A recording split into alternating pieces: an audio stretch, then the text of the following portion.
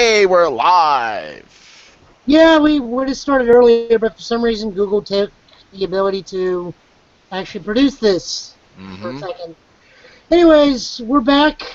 We got another episode. We're going to be talking about the Poughkeepsie Fall PTC, take a look at the top eight, and then discuss some issues that we've been seeing going on in the community. Some concerning Jazzco, some concerning the game itself, some concerning characters that have been being played. There's just a lot of stuff going on, and yet at the same time, not a lot going on, which is almost kind of par for course. So, first off, let's go ahead and run down these deck lists. We'll get right into it. I'm going to let you guys chat about this because you were there, I was not. Mm-hmm. Oh, that's All right. I right. posted these. All right. Let's start at the top.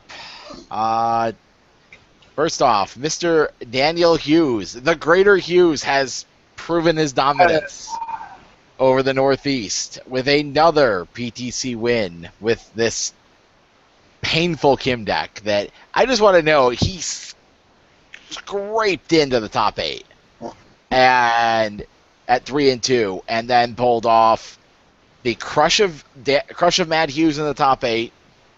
By awful luck, caught up with me after a great day the day before.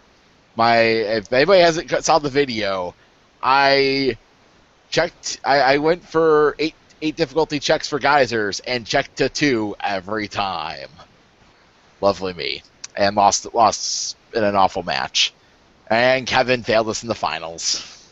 But let's go through this. Not really. The only real big change that happened between this and the Michigan deck, he went minus a Feral, and he went minus a Feral and minus a Kazakh Citadel, and added an additional Kim's Dobok to the main deck, and a additional Design for Combat to the main deck. That's the only change he made. Sideboard, if you scroll down, Joe, is a little different. He played.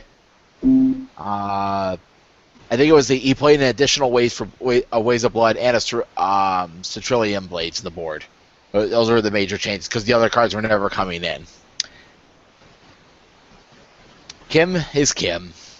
All right, so Matt, go ahead. You were saying you had some issues with the character. We don't have any issue. Yeah. Let me put First this out off, there, guys. We have no issue with Daniel. We have no issue with the deck. We only have issue with Kim. yeah, Dan is a master at this deck, and I applaud him for going back-to-back PT wins with this. He's like Giggles with Snake Man. No one believed really that this deck could keep going, and it's kept going. But I actually think that he's showing, Kim may not be the absolute most powerful thing in the format, because he hasn't won everything, and he's not being played all over the place like certain other characters. But he does something very unique in the game, in the fact that he allows quasi-infinite loops. You can keep on returning the kicks over and over to your hand for as many cards as you can draw and foundations you can commit, which, with Water's abilities, is gotten off of returning Ever Hopeful to your hand, Design for Combat with Balance Fighter, and just other random card draw effects that's gotten. It can play like a string of 7-8 attacks in a turn, and usually, if you have 0 Shiki in your hand with other attacks, you're That's pumping 7 out. damage. Yeah, that's 7 damage apiece. So you hit 4 times, sometimes even less, depending on other things. And also, it's just a very defensive deck. When it wants to be. It can go off on turn 2 like it did against me, or it could go off on turn 20 like it did, I think, on camera 1 or 2 times. But It did against me. I think both our games, Dad said I was his longest games total because I was one of the only 6 hand sides we played against, and I just I had to make him play. He could just. I played 5 attacks on one turn. I played 1, 2, 3, 4. I played 4 attacks in one turn, and he blocked every single one perfectly. there And I was was Like, there was an actual infinite loop deck a couple years back when Red Horizon still exists with Zoe's stuff to do infinite weapons loop combo with her action. And that was an actual infinite, but it was very easy to stop, so I was fine with that. This, because there's no moon effect, there's nothing really to stop it that well. You just have to beat him first. Yeah. And if he doesn't check poorly, he's just a much more consistent deck than you. If he doesn't, if he doesn't check poorly on turn 1, then he just. I really don't understand how this deck can still be considered a deck when making a one-shot unblockable was banned after one tournament. Yeah. That's. If we can't allow giant unblockables, quasi-infinite should be allowed either. Because it's the same thing. The quasi-infinite loop thing with Kim does two things. One, you like unblockables and ignore your opponent, but instead of not letting them block, you just keep attacking over and over and over again until you decide it's done. Until you decide that you're dead. And the other thing it also does is if you're trying to live against it, you want to hold a bunch of high blocks. So the deck forces you to not play the game. Because the amount of high blocks that you have to hold versus this deck versus another deck is ridiculous. Like, it's what happened to me in one of my games. Like, I ended up going behind on building because I held on to too many high blocks. And even when I held on to 3 of them and only built 2 on 1 or 2 turns, I still died. Let me ask you, did you board in your rolling cutters against him? No, I don't believe so. Because that's the one thing I'm surprised that you didn't do. Because here's the reason. Because is Satoshi's... It's your turn or your attack. It's your for his turn. discard. It's your turn. It's turn? Oh, never mind. Yeah. Sorry, I completely... It'll be way too good. I would be playing a lot more reversals. Mm-hmm.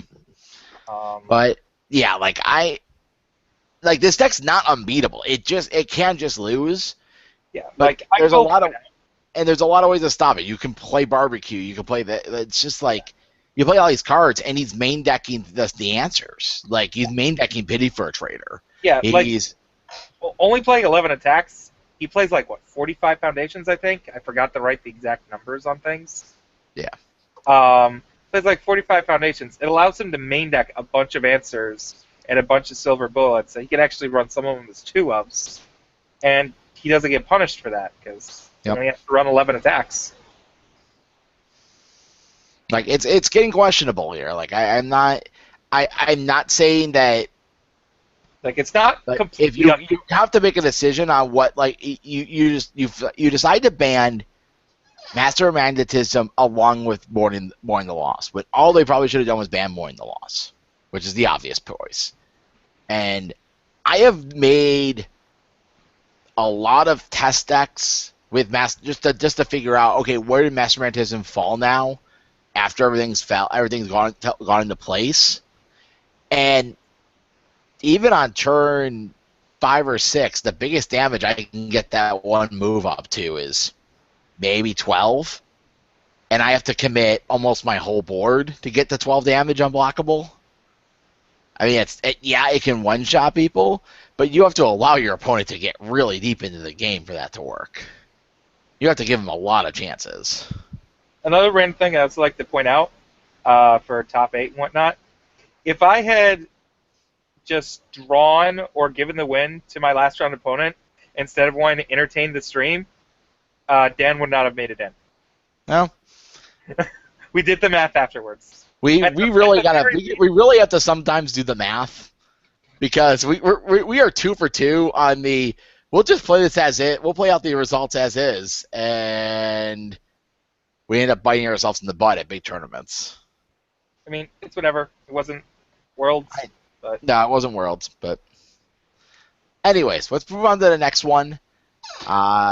Second place. Kevin Broberg playing Air Felicia. I can look at these right here. This was kind of a combination deck of all the good air cards that Felicia can play, on top of just Kicks. Yeah, Yeah. just the air kick plan. It's Yeah. like air kicks, and here's a bunch of good cards to go with her as well. I got to talk to Kevin before the tournament about this deck because he had looked at the builds that Michigan had, that I believe Birch had in third place Yep. last month. And we were just building it just to play against it in case someone else would see it. And Jeff is still trying to find a Felicia deck he's comfortable with because he wants to play his favorite character again. And he was looking at it because what he wanted to do was he wanted to take that deck because he liked the concept, but he wanted to remove things he didn't like from it and find ways to make it work better. Which is all pretty simple and all, but basically he was trying to do an updated deck and try and do things differently or perhaps better than he thought that deck could have done. Mm-hmm. I mean, he did really well with the deck. Like, Yeah. it was not he was not an XO. He didn't XO the whole turn. Like, Matt was king of Swiss. Kevin had to play his round 5 to get into top 8. It does have a lot of stuff that I watched him play his finals on camera, and he was, he almost had he almost had one game on the Kim deck, and then it just went kind of. He had one game, and then he just game 3 the deck. Kim just went off on him on turn 2, and was like, well, like Kevin reversal tiger kick went reversal. He went reversal tiger kick to a block, stun. Dan down to 2 foundations, and then had breaker, and then played Templar with breaker, and still lost. Like, that was a rough one. I wish one of Team Fatal Fury had Void. Oh God, I wish. I want to play a reversal and kick one of Kim's cacks from the card pool. It's not outside the realm of reason. Excuse me, I have something to go build. But yeah, like Kevin's deck's really solid. I liked its play style. I was actually helping him assemble this before the tournament, so. My theory with the deck, and just Air in general, is Air had a bunch of decent cards already. Like, it has a lot of good cards that are just solid Air cards, and got new things like Cat Spike and all Felicia stuff itself. Yeah. But also, after rotation happened and all got weaker, I think Air became the new all because a lot of the top cards that share both symbols, like Champion of Muay Thai, Summer Heat, Templar, are just better in Air. They seem. They seem, and also like just. I won't lie. I saw the other card. The other card that did a ton of work for him was Adopted Guardian. Air getting another a way to clear your block and -2 to their their speed. Mm-hmm. Pretty good, and that's the other ability to make him force a card in the card pool is not bad either. Mm-hmm. Okay, let's go down. Let's get down to my crappy deck. Let's look at my 72 card all Yellow Devil beatdown. That pile of crap. That pile. This deck, I wanted to play Yellow Devil about 4 weeks out. I knew that's what I was playing for the event.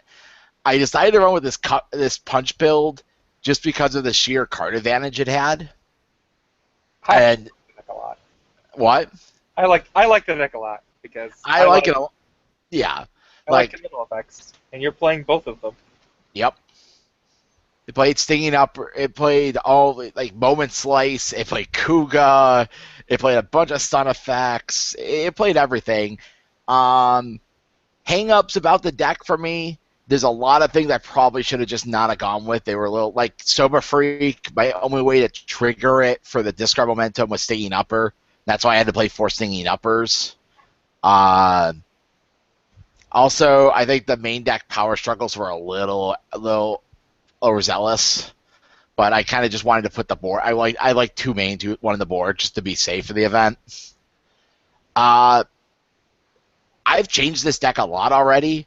I'm actually testing a new attack lineup right now too because I just punches are good, but reversals with this guy are a lot better. I boarded the USA a lot of. I did the the Kaplow reversal once over the weekend, and I wrecked a Gemini man. The Gemini man, I played round 1 with it. He's like, put your attack to 1 speed, do for a full block with Born in the USA, reversal Trinity Geyser, stun 4. And he just is like, and I just saw a 6 mid for 12 go to his face. He's just like, oh, I think I'm losing. Like, it was fun, but the deck has its own issues. I definitely had some bad match. My only 2 Matt losses the whole weekend were to Matt and to the Kim deck, actually. Like, I will tell you that much. And I had some really good, but I was never, like, winning I think I won 1 round 2-0. 2 rounds 2-0 the whole event. Like, and that was against Jack in round 4 in my first top 8 match against the My deck. Yeah. Yellow Devil does both things that I think a 6-hander needs to do to be very well, and that's free damage pump with a free damage pump and a way to make your deck a lot more consistent when it tries to go off. Yep. The ability to be like, oh, play this giant move, check a 3. It's still good anyways. My character. Yeah, like that caught a lot of people when I was like going to play. I played one turn. I think I beat the My deck. I went play 4 foundations, like play 2 foundations, Champion of Southtown 2 foundations in a play 2 attack, and just play 2 attacks, like just 2 decks to tap their board, and then I just went Trinity Geyser for 10, effect to 5, tap 5, tap my character, and ready 5 foundations, and just threw every damage pump onto it and killed them. Like, that's what he had to do. Like, sometimes, like, the Geyser was in there, but the Geyser was never, like, I really didn't win many matches off Geyser. Geyser was a really good build, though. Like, turn 3 to go, like, attack, 2 foundations, Geyser, 3 foundations, go. It was pretty solid sometimes, especially if you had Valiant Assault to go off with. But I'm playing the same character for the 2K. I'll say it now. But I've changed it up a lot already. A lot of cards are out. A lot of cards are in. I don't know what I'm doing for the 2K still. Well, I mean, I'm probably still going to be a ninja. I mean, I can probably believe it. All right. Now on to Mr. Force's deck. Yeah. I was going to have Andrew on to talk about this deck tonight, because this was the deck a lot of people asked about in the stream.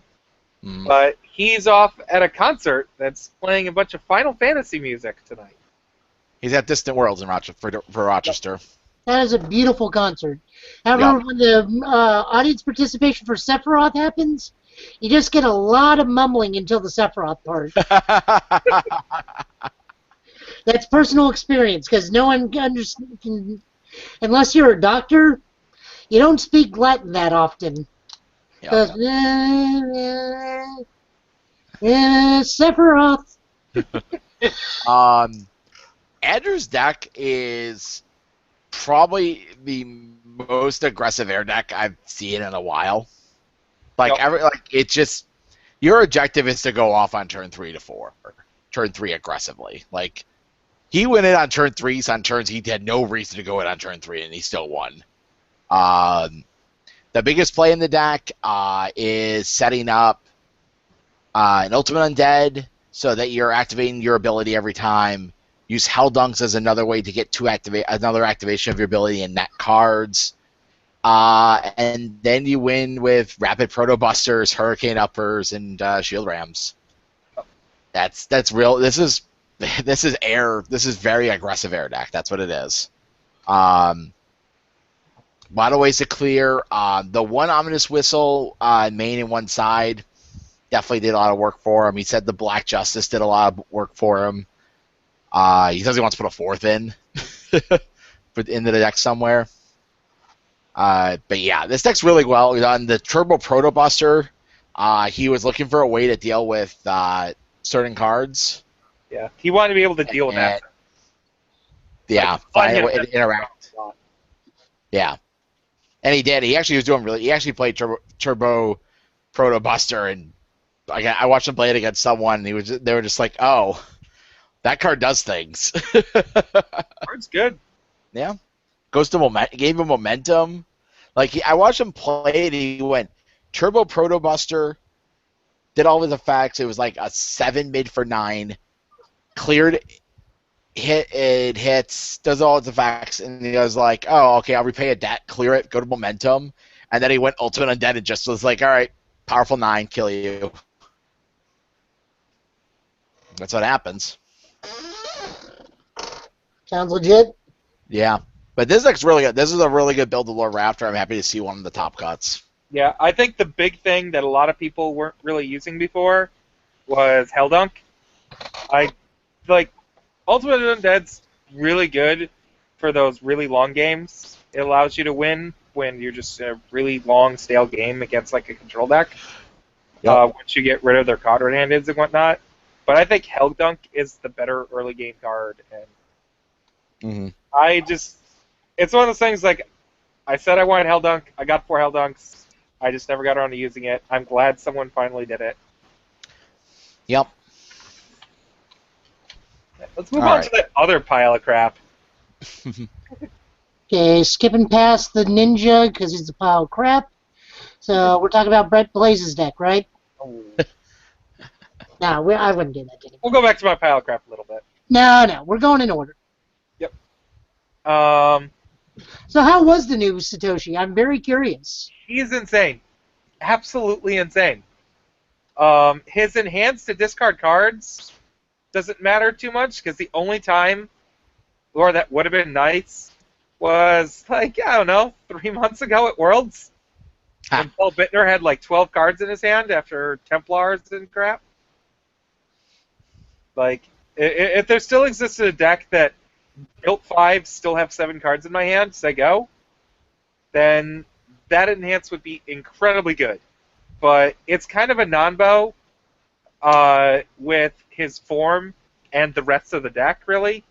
The form makes it so +3 speed, your move has a decent chance of hitting, but it discards itself from the card pool right away, so you're not going to get that momentum. Mm-hmm. And then, even if when I play another attack, I'm probably going to play a Rain Flush after that, and be discarding yet another move that potentially dealt damage, and discarding it for the multiple right away. I can't wait till you walk into somebody just locks a rolling cutter into their momentum, and you're just gonna be like, "Meh." I really want to play Ride. I like just to control Ride-in deck at some point, just see how the matchup is here, because it's just like, all right, I'm gonna play 4 rolling cutters. Let's go. Like, I basically behave like a Jiffany Jamber deck at that point. I just sit there and dirtle. Yeah. But the deck is very good at blocking. Basically, almost all of my foundations have blocks on them. I'm looking through my own list here. I don't think there's a single foundation here without a block. Fulfilled in battle. Fulfilled in battle, which allows me to pick up blocks. Yep. So it has very solid blocks all around. It's like that and Revoke are my non-block cards, and Shining Blade.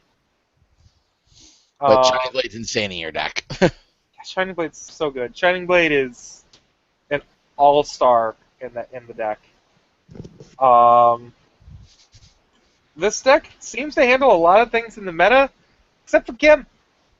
The only thing, like, before I even knew that Dan's there, I'm just like, I feel comfortable against everything in the format except a Kim deck if it shows up.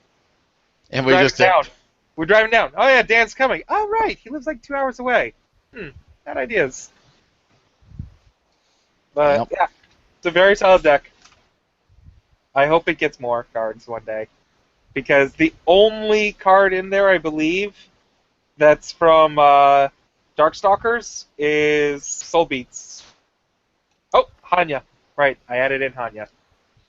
Which is somewhat of an answer against Kim, but when he draws Pity for a Traitor turn 1, it's no longer an answer.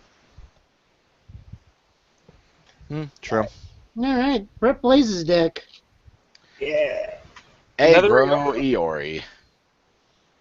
It's another Iori. It's different than Devin's build.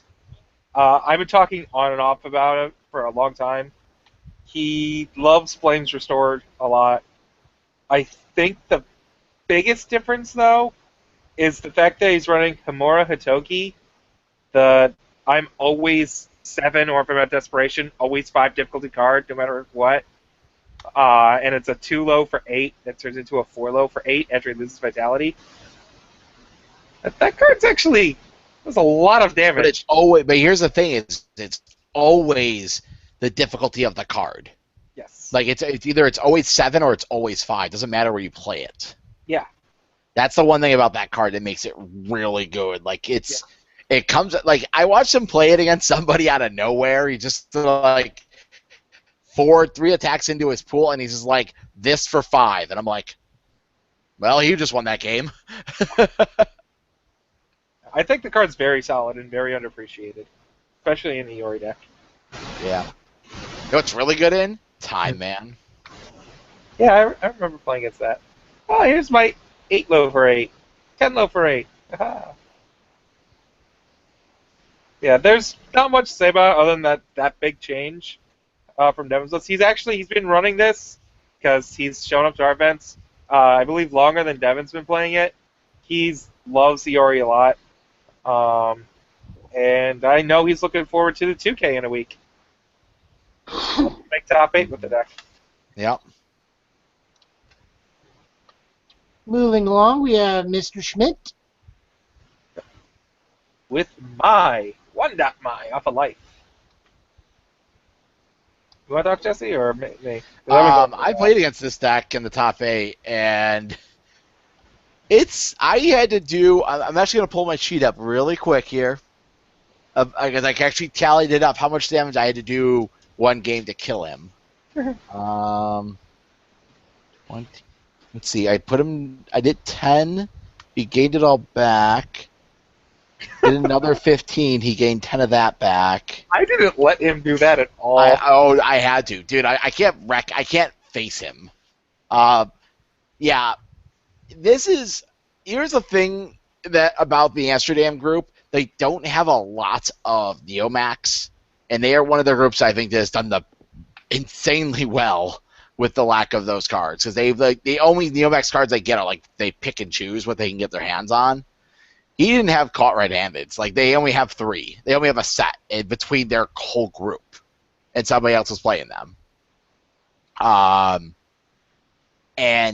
But this deck is, you could just lose to this deck. This is a Team Women's Fighter deck, and you can just die to this deck if you're not careful. He could just be like, oops, here's a 10 speed for 15 Haoryoken on turn. Yeah, like he'll go turn 1, turn 2, build a good amount, and then you'll go Haoryoken for 6, do all the effects, and then he'll be like Grandmother's Hairspin plus 3 speed, plus 3 speed plus 3 damage, Disciple plus 2 more speed.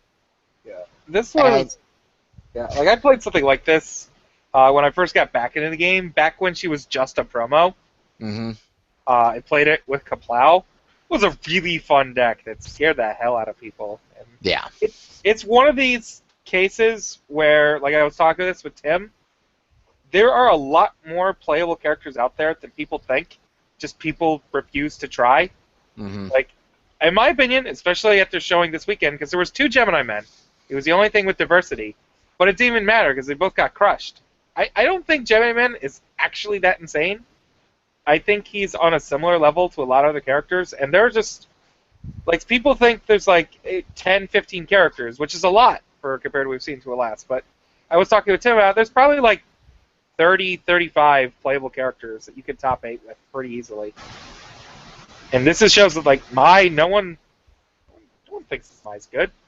He thought it was good. He's crafted this deck very well, especially for cards they're missing, and it almost wrecked me. If I hadn't played against this deck and built it myself already years ago, with obviously different cards but a very similar setup, I probably would have lost to it. Mm-hmm. But yeah, I want to tell you about my top 8 game against him. It was spicy. So my first game of top 8, I thought my day was over really quick. I saw my opening hand. I opened 4 attacks, an asset and a foundation. I'm like, okay, I can do better. Pitch it. Draw my next one. 5 attacks in a foundation. Woo. This is my keep hand going first. So I go, sure you, Dan? Sure you, Dan. Both hit. One hits, the other one gets blocked. Deadly Needle, go. Turn 2. Trinity Geyser. Check a 5. Commit my foundation. Pass. Stun 2. +2 damage. Full and half blocks it takes 5. Play an asset, play a foundation, go. Then the next turn, I went activate golden ticket, play my attack, play two foundation, play double one man wolf pack, play another geyser for 7, pass it. Proceeded to geyser my last 3 and then played 3 foundations off of geyser because I needed to build because I drew no attacks to kill him. It was crazy. Yeah. But yeah, his deck's really good. Like I helped him change some stuff for this deck. I wouldn't be surprised if he top 8s the 2K because people are just gonna lose to this. Yeah. Like it's definitely still something that's like, if you're smart and keep your guard up, you won't lose to it though, because especially the early game, like he can play a gigantic move, but he taps out his entire board to do that. Mm. And he's also playing the pokey attacks also to build into a Nomai. So like he also does that really well. And then he has the Venom shots on the board, and Venom shot can wreck some people. He brought Venom shots in against me. It hurt. He's just like, Venom shot, leave with Venom shot, and you're like, that's half my board on turn 3. For turn 3 sometimes. It's like, okay, 3 out, let's go. Yeah, I would actually main those if I were him. It's a low and it has stun 3. It has no block though. It's the biggest issue. You're my. Just gain the life back. True. And let's get on to our final. Jeffrey Kahn sneaking in at 8th place. Well, he didn't sneak in, but he was in it. I drew with him in round 5 to get in. And I'm happy he got the high. I got the perfect placement at 4th after the top 8. Jeff was like had the bad beats top 8, which is a rare thing for Giggles Khan. I watched his final turn. Both him and Andrew. He was playing against Andrew in top 8, and Andrew put Jeff to 4, and Jeff just had to draw a attack. More. He had to draw a Murakumo. He could draw 2 attack. He had to draw 2 attacks or a Murakumo to win, and Jeff bricked in 6 cards. And had no attacks to work with. He had to block everything last turn, and Andrew just passed the turn back to Andrew. Andrew drew 7. And it's like, here's 4 attacks. Do I win? So this is our rough draft update of Snake Man, because we tried so many other decks over the past month and a half and couldn't find anything else he was comfortable with. And within the last few days, he was like, I'm just going to play Snake Man. Tell me what cards I'd put in for the promos that I have to cut, because they all rotated. And this is a list that, I talked about it. It's we had it a month or 2 on here, the list of 80 cards that I wasn't sure what to do with. This is the trimmed down attempt that I've also shown to Poughkeepsie. I don't know if it's right, but it's a step in the correct direction of just, it overloads with every single momentum generation card you can run. I think the only thing that we're not running as a 4 of is reactive style, because it's a 4-check, and we just couldn't figure out what else to do. We'd probably actually take out the Ever Hopefuls, because he doesn't care, and he's a 6-hander, and it's not as great in a 6-hander. And it just makes it so if people are playing anti-momentum stuff, you don't really care, because you go Murakumo, Sweet Baby Challenge, Kyo's Jacket, get 3 momentum right away.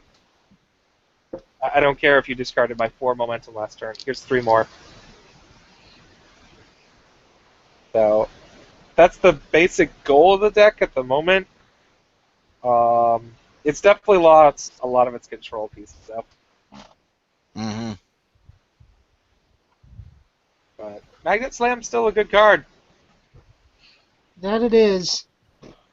One day I'll play that. I will put that in a deck that's not Snake Man. Mm-hmm. Maybe an order deck. If it wasn't Slam, if it was ranged. What are you using for recording? Deadshot. I am unsure what you mean by that, or what, or if you're wondering, I'm not sure what you mean by recording. It Are you wasn't saying how like, we're recording this. We're using Google Plus Hangout. We're yeah, just Google play Plus Hangout? It goes directly to the YouTube channel. So, all right. Props of this event.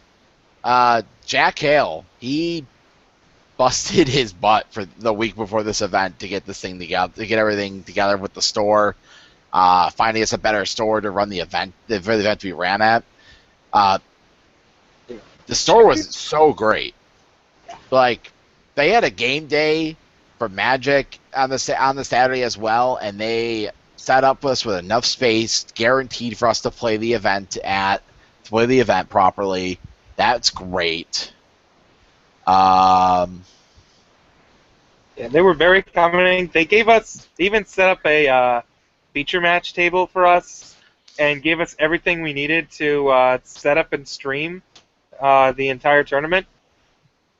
We were next to the entryway and kept on hearing the noise of people coming in, which was a downside, but that was more I wasn't thinking, and I need to do better with setting up sound quality with OBS, which I think I fixed halfway through the day.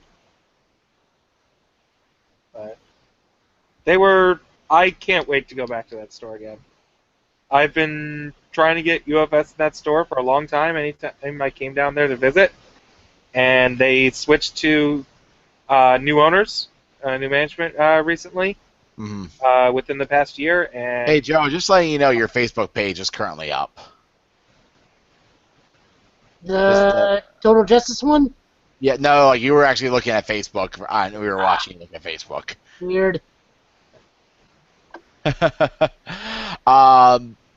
Yeah. Oh, The store's very accommodating. There was a lot of good places to eat. We were able to find a place unexpectedly to host a party of our size for the after party. Hurricane Bar and Grill. I got pretty sloshed that I'm happy I was not driving. I drank two buckets of booze. I just remembered I'm gonna be surrounded by drunk UFS players a whole day next week. Yes, you are. This is either gonna be really good for me or really bad for me. True. a little bit of A, a little bit of B. Yeah. Now let's go into the issues of the event. The past two PTCs that we've attended, let's just say the Rochester's attended two PTCs recently, and they are Michigan and our Rochester PTC, the Michigan PTC, and this one. There has been three different price consistencies of these events, and that's weird. At the Rochester PTC, we were sent playmats, we were sent tins to give out to the bottom two. We were sent a good plethora of product to give out throughout the rounds on top of the promos, and obviously variants in the payout for the top 8. But it was like, it's an estimated, it's usually about 4 boxes is split between the top 8. So depending on size can vary that a little bit. And then we go to the Michigan PTC. They got playmats. They got boxes of Red Horizon that came in their kit. They got on top of their playout, and they got their promos, all sent by Jasco. Jack got sent the plane ticket and the top 8, and obviously there were some issues here. There's things that are not if they are going to continue to sponsor these PTCs and run them, there has to be a standardized kit that has to be blatantly on a website somewhere, especially for it's just being available to the people who are running it. Here is your kit options. And obviously the kits are based on how many you're expecting to show up for your event. They're like obviously the minimum being 20. What does a 20-person kit get you? What does a 30-person kit get you? Most commonly, it should be roughly making sure there's enough participation products for these events. And possibly more packs, because obviously, you should be giving out packs. Like I go to PTCs, commonly there's a round where like everybody gets a pack of something. Cool, thank you. But I don't know, guys. I just was very and Jack did something really well. Like I like what Jack did. Jack took out of his own backlog of event promos, pulled them all out, and said everybody gets 8x of the weekly participation promos. That's like Summer Heats, all the way up to the newest one that was available. What's that? The one, the new. What's the current one, Matt? Adopted Guardian. Yeah, Adopted Guardian. You get all those things, and then 2 of the reprint promos. Or that was perfectly fine. I was happy with that. But like there was a lot of issues. There was some very communication issues that happened, obviously, with the PTC, to my understanding. Those need to get straightened out. But if anybody at Jasco thinks that if anybody thinks Jack did anything wrong when running this event, you're lying yourself. You put Jack in a bad situation where he needed to do everything he could to make the event work for him and make his money back. And I don't know what to tell. I'm hoping they'll get this straightened out, and hopefully after this, like this will hopefully be the last PTC where they'll have this type of issue, or it'll get straightened out very quickly. Because, like, I'm really sad that I can't go to a Jasco sponsored event, and there's no Doc Stalkers that they have in their kits. Like, there should have been, and they knew these events were coming, there should have been an allocation put aside, even if it was 2 boxes per event. They should have been put aside, put in a thing, and just be like, all right, these are for the PTCs up until this point, which would have been, December of this year. Just saying. That's it. That's what I'm going to keep my stop at on that end. Secondly, we need a state of the game. It's been a while since the post-Gen Con one, and we're kind of sitting here twiddling our thumbs at a lot of things, and a lot of things are being thrown around with no confirmation. And this no confirmation thing is kind of going back and forth with Jasco right now. Joe, you were telling me about how they're not responding to the board game or questions people are having. People are wanting to... We'll clear that up. Jason, on the latest board game video, said he apologizes for the slow updates, but the updates will be slow because Jasco is busy. But, I mean, I check out the Jasco page, as should everybody, because, that's where we get some of our news from, because you never know when an episode of the Joppas comes on. Mm-hmm. They don't post regularly like we do, or like Huntington does. And then I look on the latest thing, and I see they are getting absolutely roasted for the lack of communication. And this is what you have when you have a company of their size, and it's been tight, and they're not. Oh yeah. I don't know. I'm supporting Jasco in their endeavors, but they're waiting too long to do certain things, and I think one of these things is they need more people doing this. I mean, just today on the forums, I already saw we're 3 months out, and we haven't heard anything about any sets. Now we know what's coming out, guys. We know. We know there is a. We know what comes after that. We know the subsequent order. Yeah. But already on the actual forum page, I've already seen a post of why have we not been told anything? Why are there not spoilers? We're 3 months out. Where is everything? And poor Shane, for that boy, is doing the best he can to do damage control. But guys at Jasco, we gotta have word out, or you're gonna have pitchforks and torches again. And then today, Huntington, their store's losing business because, and I don't know what the exact reason is. There's an issue. What's my understanding there? That's why the group was the Huntington group has been locked down.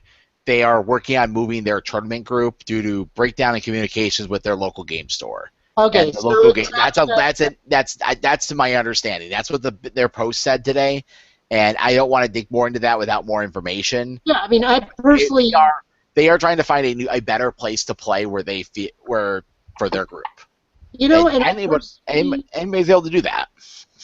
well, I mean, they kept on saying, well, we contacted Jason, we contacted Jason, we contacted Jason, and I'm sitting there thinking, it's like, Jason's busy. It's like, so I put Nathan in on the subject, and Nathan will probably help out this thing. But without info, Yeah. we're going to see a lot more posts like that, and it may be because the stores aren't hearing from Jasco. I know my store, because Jasco randomly decided not to handle pre-reg anymore. My store owner's beyond upset that no one notified him. Thankfully, I caught that and asked you guys, like, one of this guys, like, okay, well, so I told him they stopped handling this 3 weeks ago because they just didn't want to deal with it anymore. Yeah, they should have. I personally think they should have waited until All like PTCs after your PTC, like they should have announced it in November. Be like after November 1st, they should announce as of January 1st there was no longer pre-registration control for PTCs. Done. And said you do it 2 weeks out before PTC, when people had already pre-regged through Jasco directly. Like, it just causes too much of a cluster. Oh, yeah. So, like I said, my store owner's pissed. He is beyond upset. Now, I mean, I did what I could to placate. I told him, hey, this is just brand new. I'm glad I got it to you ahead of time. We can go ahead and set it up now. We will discuss that part after this. But, like I said, we have had no communication. We've had no spoilers. We're 3 months out. We know what's coming out. Tim, which, by the way, was his birthday yesterday. Happy birthday, Tim. Can only do Happy so birthday, much, senpai! Happy birthday, Tim. which, he can only do so much. Shane can only do so much. But we're getting to that point again where the community's getting anxious. We're going to turn into an unruly mob. We're going to have just a buttload of problems, and I know Jasco will listen to us, but I think they need to do something because we don't always need to become an unruly mob of yelling to make them do something. Mm-hmm. They are grown adults like the rest of us, save for the children that play the game. They know what it takes to run a company. They really They're doing it well, but every time this happens, this just comes down to they need the one thing they need, and it's the one thing that about Jasco that is always hurt me, like that they don't delegate this to anyone. They kind of just let it goes between whoever wants to do it. They need a community manager really bad. Yep. Like they really need somebody who's like. Okay, so do they need a community manager or a project manager? That's two entirely. Okay. Well, they need both.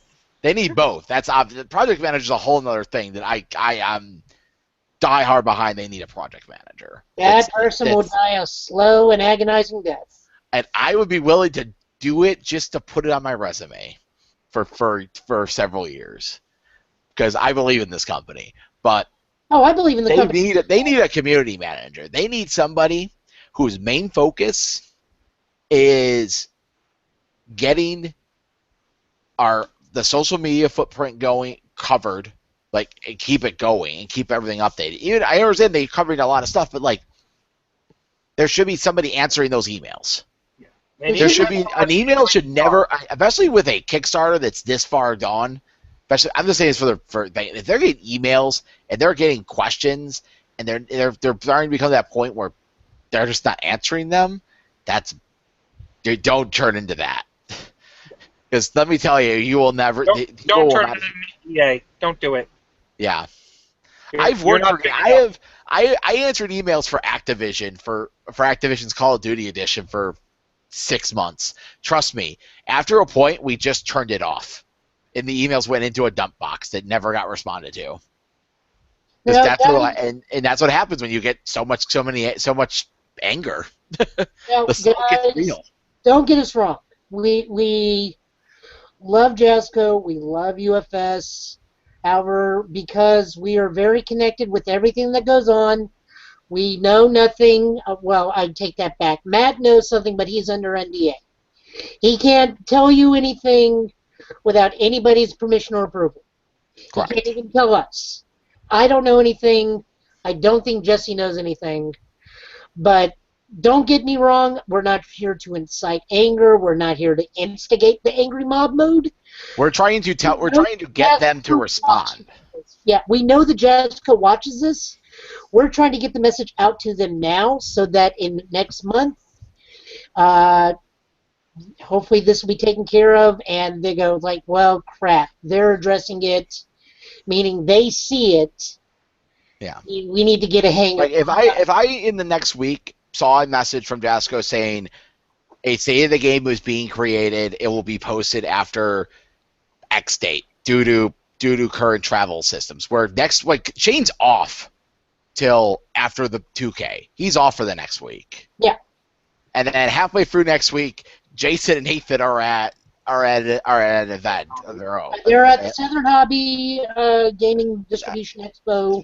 Yeah, they're at Southern Hobbies. So it's like there's nothing going to get done this week. I guarantee it has to be done in a few days, and I don't expect it to be that quick. But yeah. I would like to see something, at least a response to them saying they have heard us, they have listened, and they will have a proper response written up within so many days. And there should be a spoiler of the next set at the bottom of that State of the Game. Yes. Just big giant image. Here's a card. It's proof that we have it. Yes. All right. Enough bashing. We're not here to bash. We love our game. We love what they do for us. We just want them to be more open with their communication and better at their communication. As we always tell them. So moving on, we're going to jump back to the screen again. We have 2 events to announce. See if I can get this done right. There we go. We got the Rochester 2K, which here is all your information here. Mm-hmm. Oh, hey, now I know. Yep. They need to get their sign-up stuff done. Sign-ups are you can purchase pre-registration tickets at rochesterccg.com. I knew that was going to come. I just Yeah. We got one in November. I'll run down the stuff, and then I'll run down the night before plans. Matt, go ahead since you're helping run this. Well, he's not, but I'm not. No, this is my week off. I plan to take the money home. Okay. All right, I'll run it down. Thank you. All right, so the Rochester CCG 2K, the first one of its kind, is going to be held at the Millennium Lodge in Grease Canal Park, 241 Elm Grove Road. It's actually 4 minutes away from my house. I am going to be so happy rolling out of my bed at 10 o'clock and make this event on time. You're just going to walk there, aren't you? What? No, I can't walk there. It's actually it's a 5-minute drive or 40-minute walk. It's just where it's weird it's located. Okay. But obviously this is going to be a fun weekend for UFS. Friday night we are, I think, planning to do karaoke at a Japanese-style karaoke bar that opened up in Rochester. Hopefully more announcements this coming week. I love Japanese karaoke. I know. And the room runs like a Japanese karaoke system where it's $30 an hour, or you get the room for free if you spend at least $30 on food and drinks per hour. Wait, so that means if you do really well, the machine's going to spit bubbles at you? I don't know. We'll find out. I haven't been there yet. But big things about this event people should be aware of, outside of start times and the amount you have to pay for the event. There is a thing being run at this event that has been decided by the organizer. It's called Limited Diversity. If we cut to a top 8, the top 4, 1 through 4 positions will not be affected by diversity. There could be 3 Gemini men, there could be 3 Snake men, there could be who knows how many, 2 and 2 of something. in the top 4. Anything below that, they're open to diversity system. If somehow, I would love to see this. If we got to 65 players, we will go to a top 16. The top 8 will not be affected by diversity. I think that if it's top 8 and under 65 people, I don't think limited diversity will affect it at all. If we have a top 16, it's the top 8 people, then I think it'll affect it a lot. I don't think a top 4 will. I think it will. Here's what it's going to do. It's going to make that final round where people want to ID, and there's people chasing them still. They can't ID. It's going to make those final rounds actually matter. That's true. That's what limited diversity is going to really do. I'll just have to switch back to being Jiffany this weekend, maybe. No one else will play her. I don't know, man. We'll find out. I'm the only one to even run her in a tournament as my. No, AJ top 4'd with her at. Right, Michigan. That was Tiffany. He played air. Okay. On top of that, Sean will be running the event. I believe there is currently scheduled a second judge will be on hand for the event, guaranteed. Yep, Brian Fields will be running. Brian Fields is currently expected to be that judge. The big thing here, minimum prize payout. This is guarantee payout. If I hope that Sean meets at least his minimum for this event. I think it's like 50. He said he needs the minimum to break even. But this is being paid out if we have 30 people. It's get paid out if we have 20.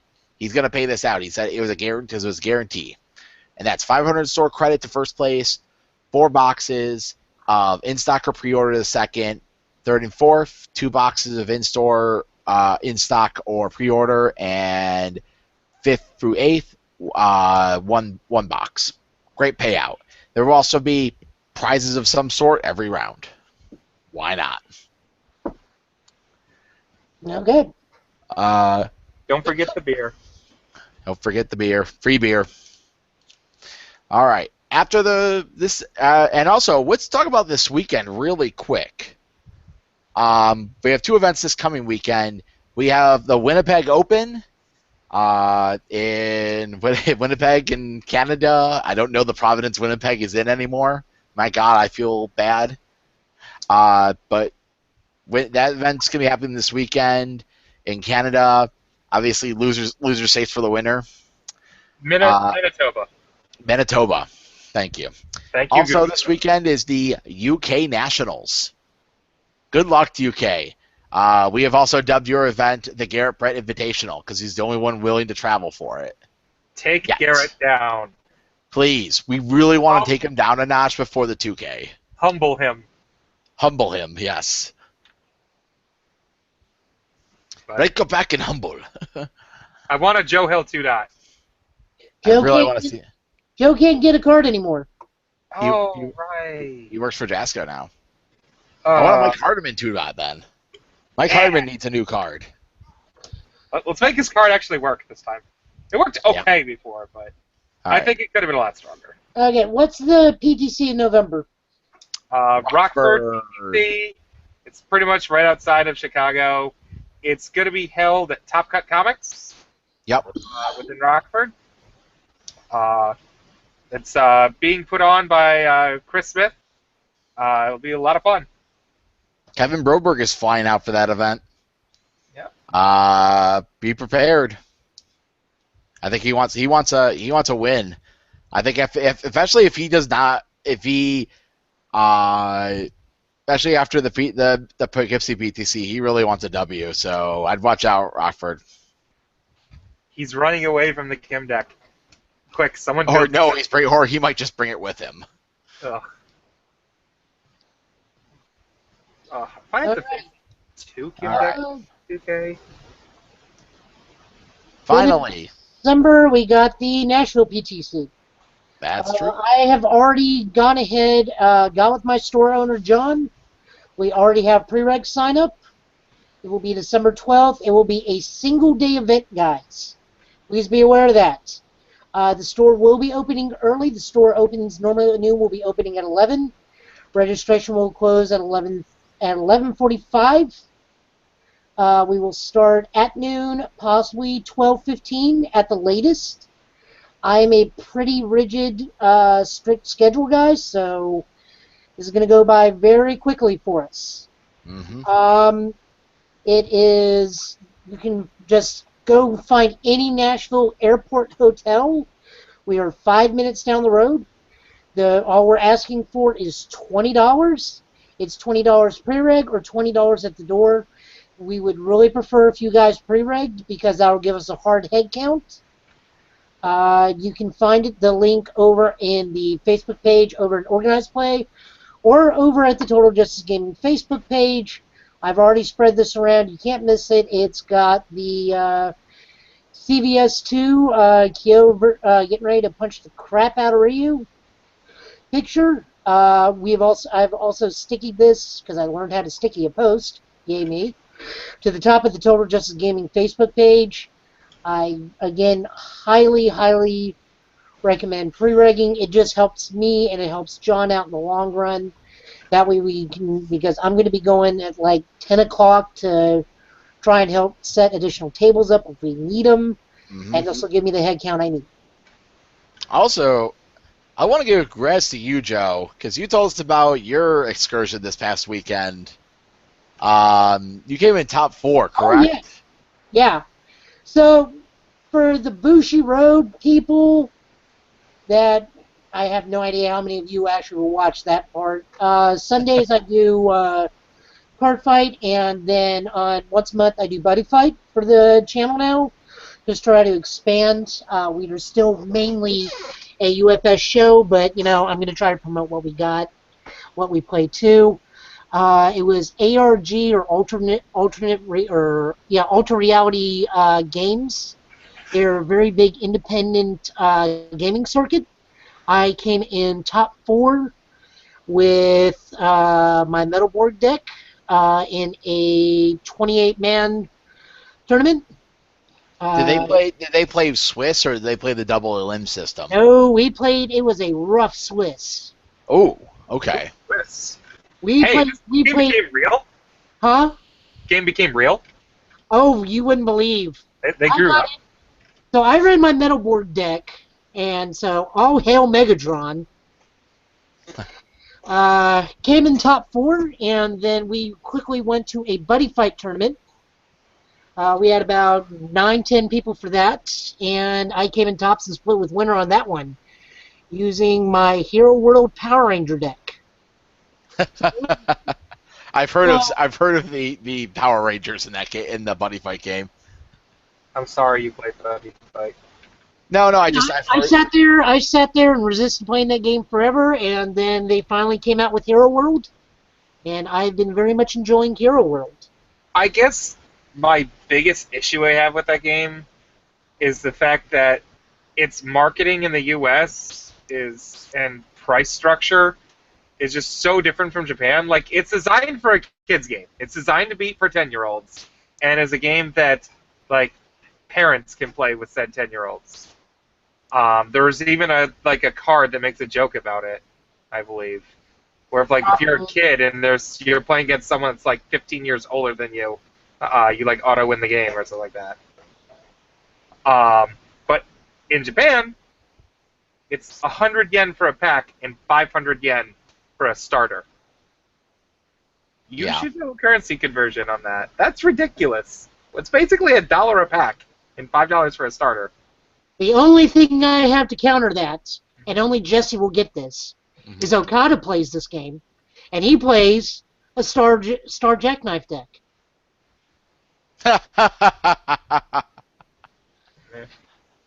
He's one of the premier wrestlers of New Japan.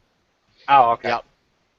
Yeah, He actually plays this game. Okay, if anybody doesn't know this, Bushiroad Gaming, several years ago, they spent their White Schwartz money and bought New Japan Pro Wrestling, and have made it one of the top promotions in the world in the past 5 years. Yeah, I didn't realize that they actually bought the wrestling. Yeah. I thought they just bought rights to make cards with it.